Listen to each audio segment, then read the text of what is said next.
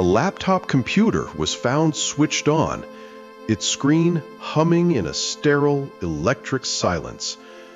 On the table, plates and utensils were laid out with precision, as if the men who prepared the meal had simply stepped into the next room.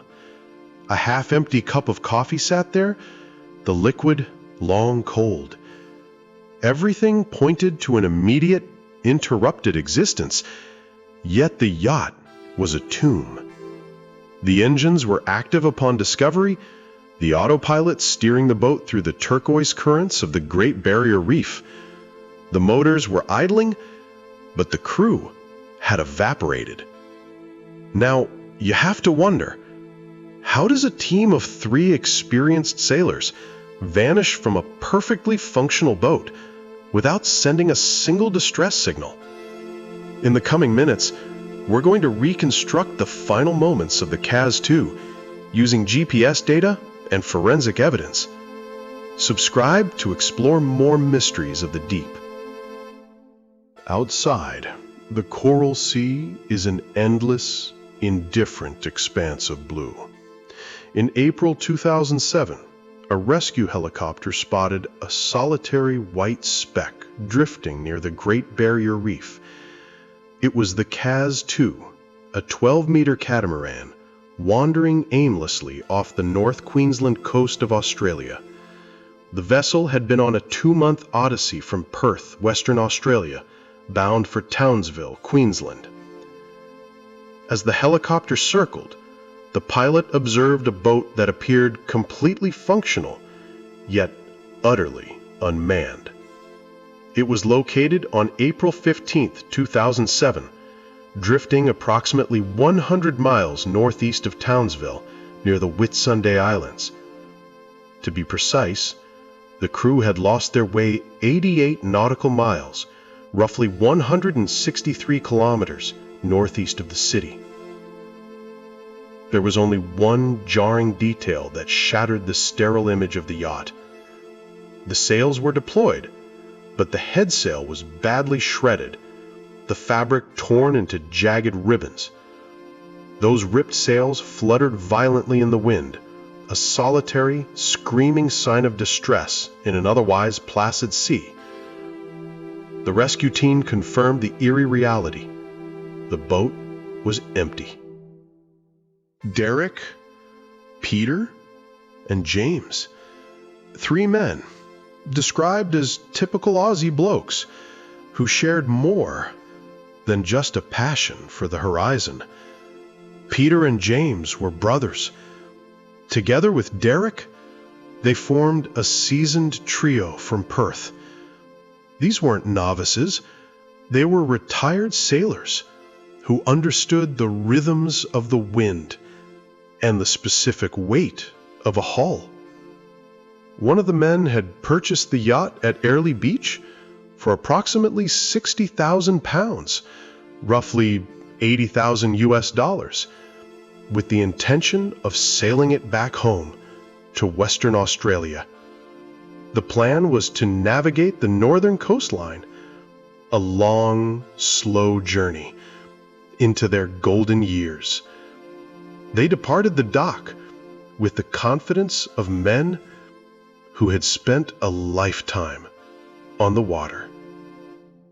Everything began with a routine departure. On Sunday, April 15th, around 7 or 8 in the morning, the crew left Eerie Beach, navigating the Whitsunday's coast of Queensland. But 3 days into their trip, the world went quiet. Passing fishermen observed the boat, and it was already unmanned. Investigators later recovered the boat's GPS system to analyze the data and track the movements backward.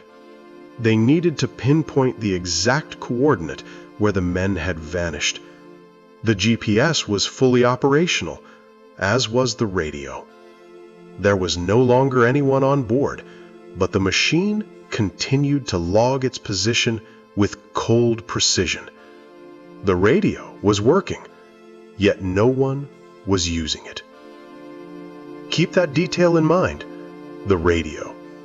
A discrepancy in the radio logs suggests that the crew might have been alive longer than the official timeline admits. But for now, the GPS coordinates shifted, the yacht drifted, and the three men were simply gone. Step onto the deck, and the first thing that hits you is the vacuum. There is no sign of a struggle, no blood, no overturned furniture. The engines were running, the electronics were humming, and the GPS was tracking. John Hall, a spokesman for Emergency Management Queensland, described the scene as a bit strange. Look at the cabin. It is neat, almost unnervingly so. A newspaper lies open, a few pages strewn on the floor. There are magazines and a wine cask.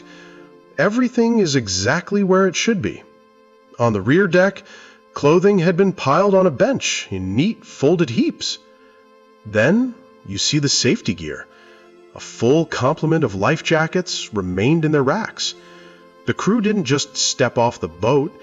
They didn't even reach for the basic equipment designed to keep a human being alive in the open ocean. Who leaves a coffee half finished? Who leaves their clothes in neat piles on a bench while they vanish into the void of the Great Barrier Reef? The ship was in a perfect state, and that is precisely why it is so unsettling. But as you look closer, the perfection of the scene begins to crack. The fenders, the rubber cushions used to protect a boat's hull when docking, were deployed and hanging over the side. Why would a crew deploy fenders in the middle of the open ocean, miles from any pier or harbor? It suggests the boat was preparing to pull alongside another vessel, or perhaps they thought they were approaching land that wasn't there. This small rubber detail transforms the scene from a tragic accident into a calculated yet unexplained action. Then there is the shredding of the sail. It wasn't just worn, it was violently torn. If the boat was simply drifting, why was the sail in such a state of chaos while the rest of the interior remained undisturbed? The fenders and the ripped sail are contradictions. One suggesting a planned stop, the other suggesting a violent struggle with the elements. There is a specific kind of dread that comes with a boat like this. Rescue Officer Corey Benson described the experience of boarding the Kaz II as eerie. When you walk through a space that should be full of life, hearing the hum of the engine, seeing the half-finished coffee, but find no one, your mind starts to fill the gaps. It is the feeling that someone is still there.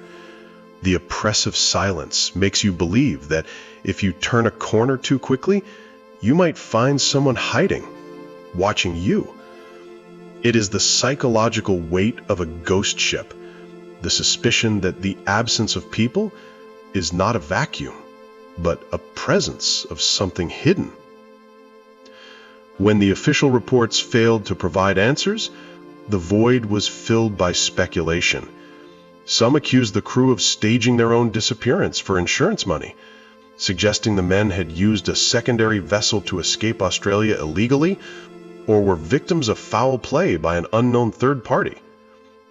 But then, the theories shift from the criminal to the surreal. There are claims that the crew were attacked and dragged into the depths by creatures that looked like fish, but possessed human structures. According to these legends, the crew members drowned after being pulled overboard by something that does not belong in any biological textbook. It's a jump from logic to folklore, from a forensic investigation to the dark myths of the ocean. The facts remain. 3 men vanished from a running boat, and the sea remains silent. Michael Barnes, the coroner in Townsville, eventually stepped in to provide a final, official verdict. He didn't see a conspiracy or a deep-sea monster. He saw a sequence of errors that led to tragedy. In his final ruling, the Queensland coroner decided that the 3 friends drowned in a freak accident. He proposed a specific mechanism, the swinging boom.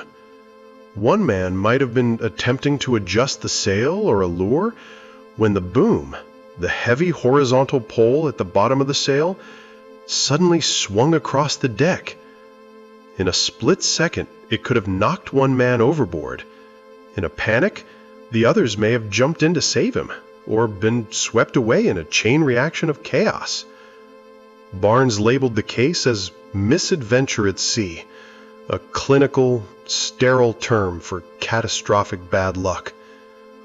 However, Barnes concluded that the trio were relatively inexperienced sailors. This detail reframes every piece of evidence.